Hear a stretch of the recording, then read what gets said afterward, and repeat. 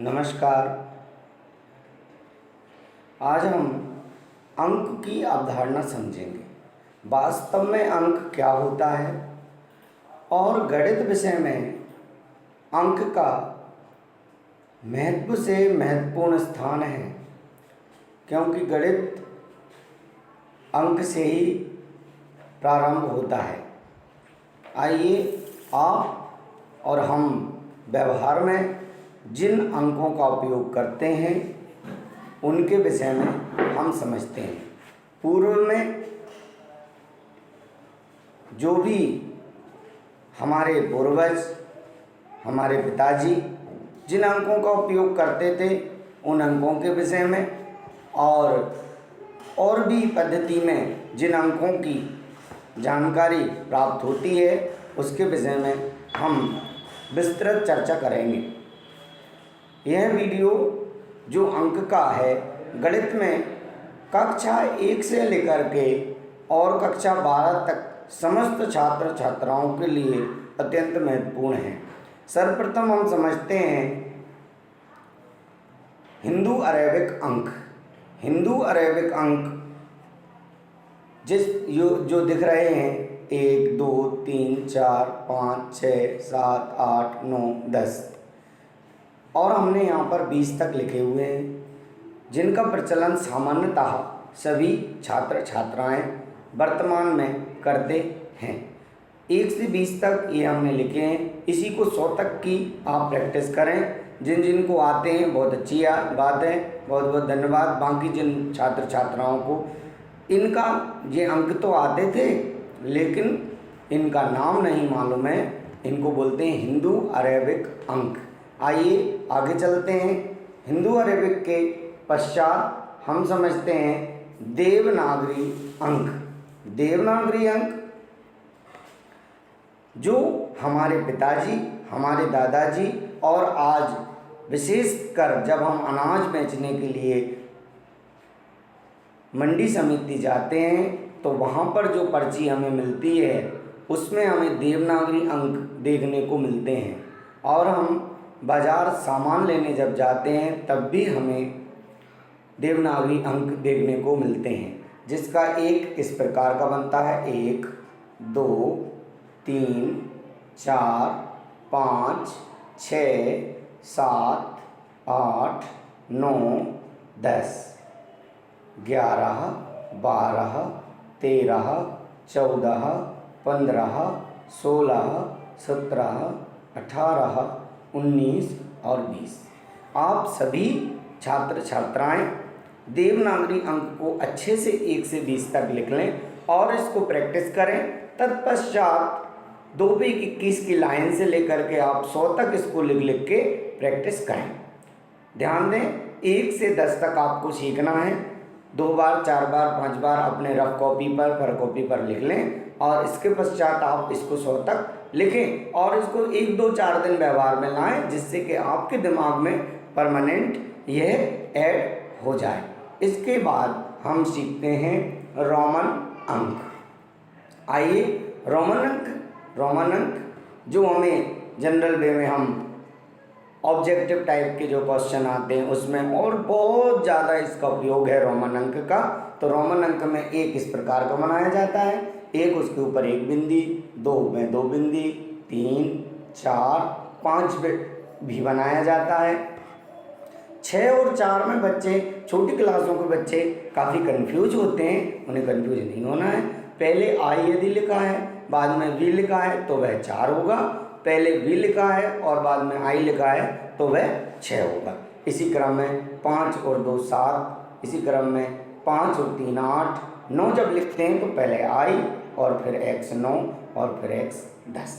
इस प्रकार से हम 10 तक सीखते हैं और जैसे ही हम 11 सीखते हैं फिर हम इसमें लिखते हैं 10 और 1 11, 10 और 2 12, 10 और 3 13, 10 और 4 14, 10 और 5 15, 10 और 6 16, 10 और 7 17, 10 और 8 18। इस प्रकार से हम ये है 20 तक हमने यहाँ पर सिखाई हैं और हमने अलग से भी इसमें लिखा है 10x, 20 XX, 30 XXX है। चूँकि यहाँ पर देखना है त्रुटि बहुत बढ़ी हुई है।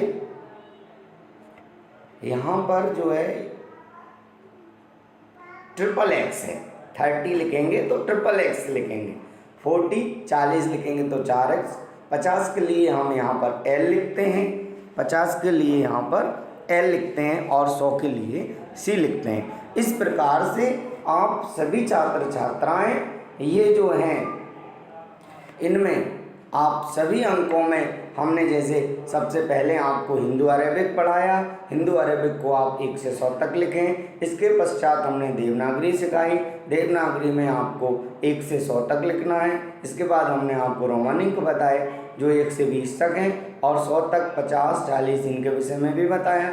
इसको भी आपको 100 तक करके परिपूर्ण करना है। इसके पश्चात आइए हम इसी क्रम में जो कक्षा 1 से लेकर के 10 और 12 के लिए आवश्यक है संख्याएं, हमने अभी अंकों के विषय में जानकारी प्राप्त की। सामान्यतया हम हिंदू अरेबिक अंक से ज़्यादा प्रयोग करते हैं, उसी में हमने इस संख्याओं में अब हम संख्याएं सीखते हैं। तो आइए संख्याओं के विषय में कुछ विस्तृत चर्चा करते हैं। संख्याओं को अंग्रेजी में नंबर्स कहा जाता है।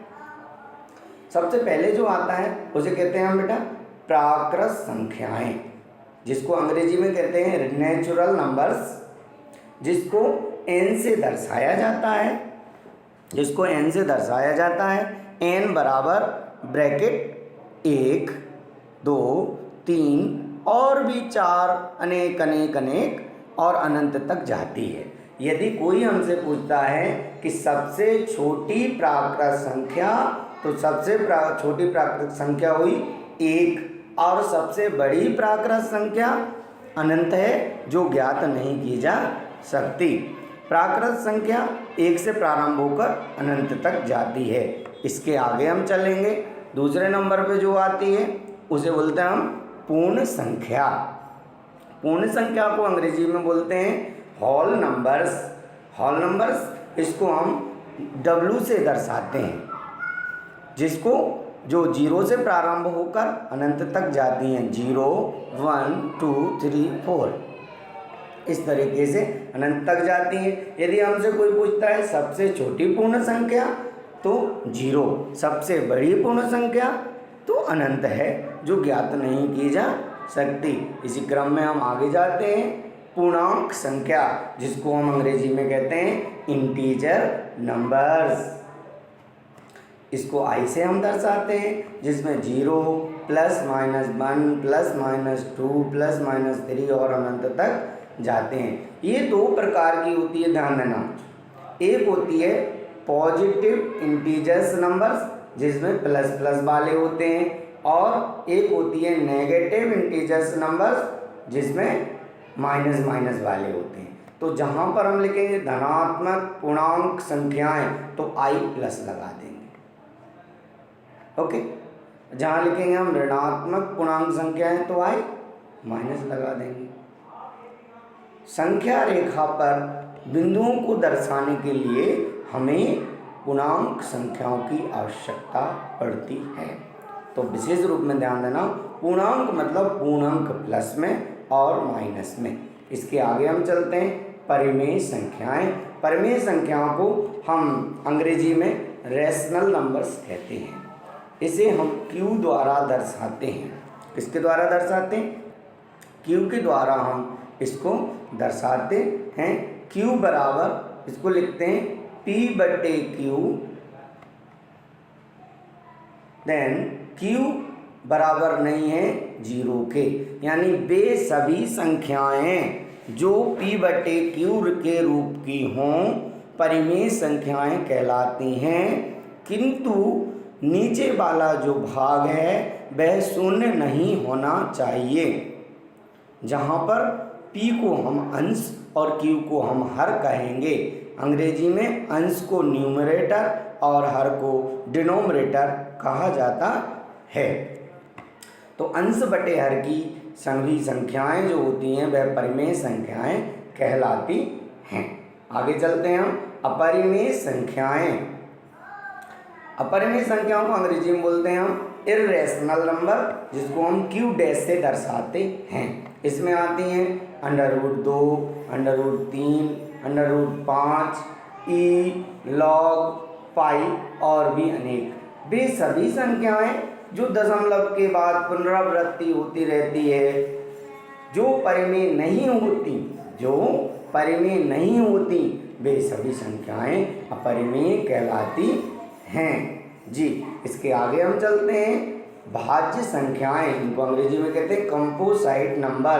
कंपोजिट नंबर इसको सी से दर्शाते हैं। बच्चों ध्यान देना, अभी हम कक्षा 10 तक के लिए यदि पढ़ रहे हैं तो इसको सी लिखेंगे। कक्षा 11 में जब सी बराबर कॉम्प्लेक्स नंबर होता है जिसको हमें सम्मिश्र संख्याएं कहते हैं, इसकी मैं अगली वीडियो में चर्चा करूंगा। मैंने इन संख्याओं में आपको कॉम्प्लेक्स नंबर अर्थात सम्मिश्र संख्याओं के विषय में जानकारी नहीं दी है। आपको यहाँ सी बराबर मैंने कंपोजिट नंबर बताया है, जो भाज्य संख्याएं जिनमें 2 का सीधा सीधा भाग चला जाए वे सभी संख्याएं भाज्य संख्याएं कहलाती हैं।